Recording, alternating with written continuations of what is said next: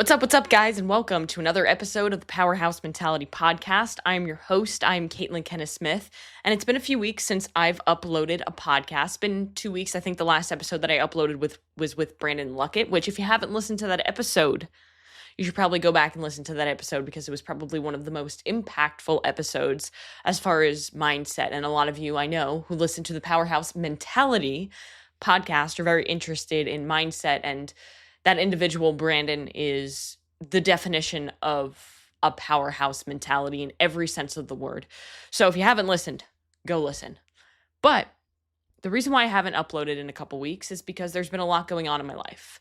A lot of things that just required my attention. And that's exactly what I'm going to talk about today. Because there are times in life where you have to shift your focus onto other responsibilities that matter more in the moment. And for me, that was family. And for me, this is a really hard thing to do. And it's something that I've struggled with for the past decade of my life. Moving away from New York when I moved to North Carolina back in 2017, I lost touch with a lot of people who were very close to me in my family. I have a big family on my mom's side, lots of cousins. I have a big family on my dad's side too, but I'm not as close as I am with my mom's side of the family. Lots of cousins, aunts, uncles, grandma, the whole 9 yards. And over the last decade of really not being there, it's been really hard because when you're not in it, you forget the importance of it. And I've forgotten the importance of family.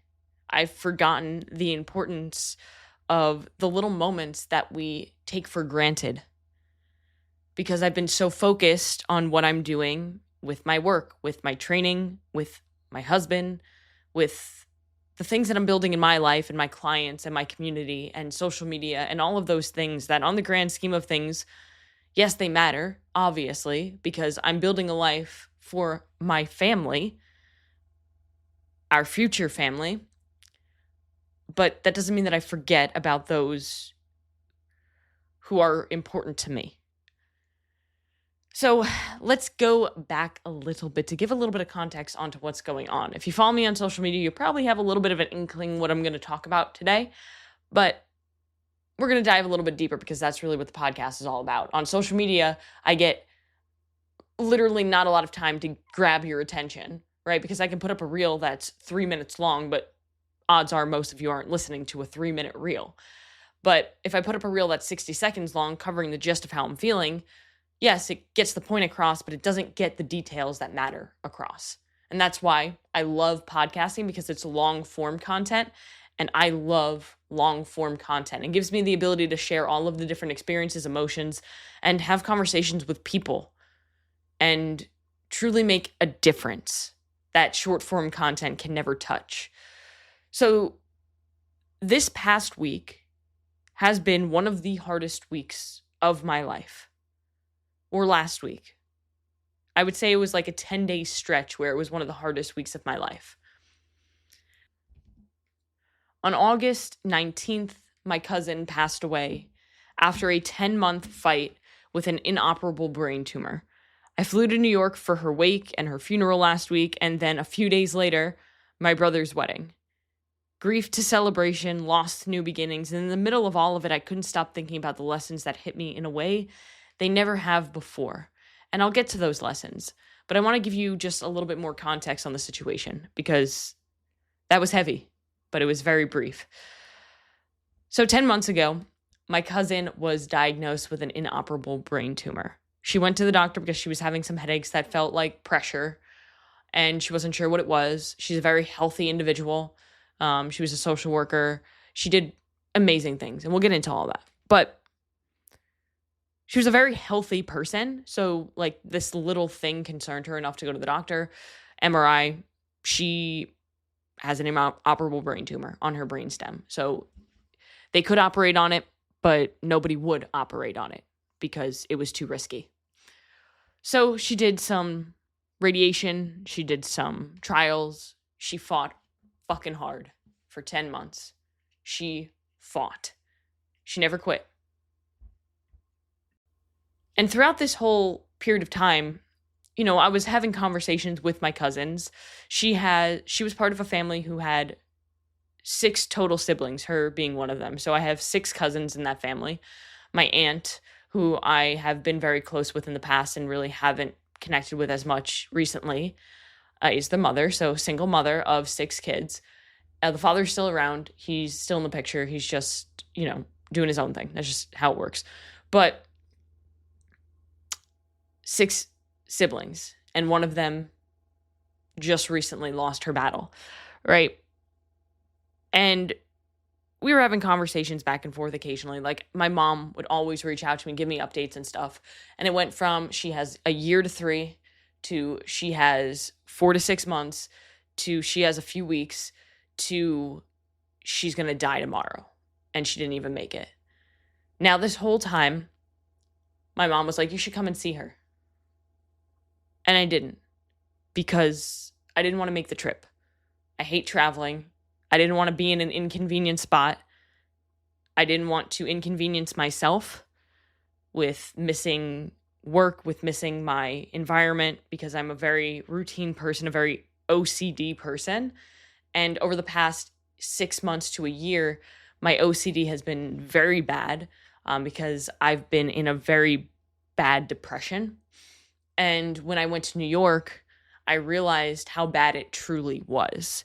And when she died, it kind of all just collapsed into me.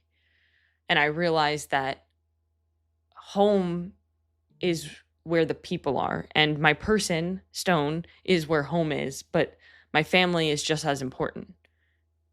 And I realized that we've had our differences in the past. And I've used those differences to just not communicate with those people.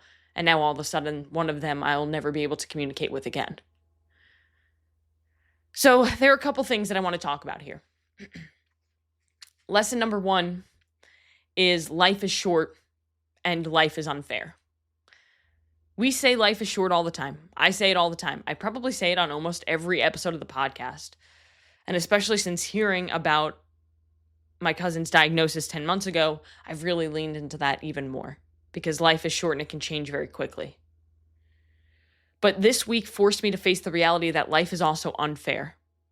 My cousin did everything right, and cancer still took her. My aunt, one of the kindest people, hardest working people I know, a single mother of 6 children, had to watch her oldest daughter fight like hell and still lose. I thought I had more time to see her, to communicate with her. I thought that I would see her when I flew into New York for my brother's wedding. I was 1 week too late. And that's my biggest fear. And I faced it. My biggest fear in life is realizing that I ran out of time.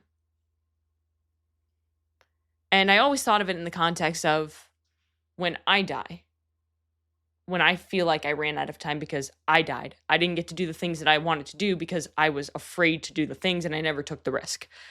That's how I looked at it. But now I'm looking at it from a different perspective. I faced my biggest fear. It became real because I ran out of time. I didn't get to see her. So this is your reminder that the time you think you have isn't always guaranteed. So if you've been putting off calling somebody, hugging somebody, telling them that you love them, or even doing something that you know is going to take you one step closer to where you want to be, stop procrastinating that and do it. We're only guaranteed right now. We're not even guaranteed tomorrow. You have no idea what's going to happen. I got a text message 10 months ago that said, your cousin has an inoperable brain tumor. I got a text message when I finished my workout on that Tuesday from my brother saying she's gone. A text message changed my life because of what happened behind it. So understand that one text message, one fucking ding, can literally change everything. So you need to live life now. Because again, life is short, but life is also unfair. And we have to accept that reality and understand that it is true. But we can make the most of it. And we can have a positive perspective. We can have gratitude. All of these things that make us better. Lesson 2 is that legacy is about impact, not income. At her wake and her funeral, I saw something I've never seen before, and it was really fucking cool. For the wake, there was 6 hours total of viewing. There was a 4-hour viewing in the afternoon, then there was a 2-hour in the evening. 6 straight hours of people lined out the door of the funeral home. I kid you not. And then the next day at the funeral mass, a church so full that it overflowed, every seat taken. And the reason was because she lived a life of service. She impacted so many fucking people. She was a social worker who gave everything to others, and it was never about money or recognition for her. It was about the size of her impact and the people that she made better through that impact. And it made me think, what are we actually chasing? Are we chasing a bigger bank account? Or are we chasing a life where the crowd shows up because we changed them? Because so many of us are focused on putting more money in our pocket when we should be more focused on, how can I help somebody today? How can I make the crowd at my funeral bigger because of the impact that I left behind? Those are the things that truly matter. And that's something that I've kind of been blinded to lately. I would say that income is really important to me because I grew up in a very poor family and I watched financial struggles destroy my parents' relationship. And I never want that to happen. And I always want to be able to provide, and I always want to be able to give my husband the life that he deserves. And I work really hard. But lately, sometimes things don't work out the way that you want them to, and I'm in the process of my journey where I'm building. So I'm not really reaping the big rewards that people may think that I am. And after this past week, I really have so much mental clarity behind what I'm doing. And so much passion again that's been rekindled for helping my clients, for helping the Powerhouse Collective Facebook group, the Powerhouse Collective group coaching community, and then the Powerhouse Mentality Facebook group, and everybody who follows me on social media. I'm really doing the things that I fucking love. Inside of the gym, training as hard as I can, making the most because life is short, and legacy is about impact. And I'm going to chase that impact with everything that I have. Lesson number 3 is that life goes on. And this one is the hardest one. As brutal as it was, after we laid her to rest, life went on. We laid her down on Monday, Tuesday, Wednesday. Thursday was my brother's rehearsal dinner.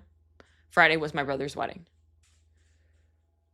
Now I'm home and I'm back into my routine, training, working, podcasting, doing the things.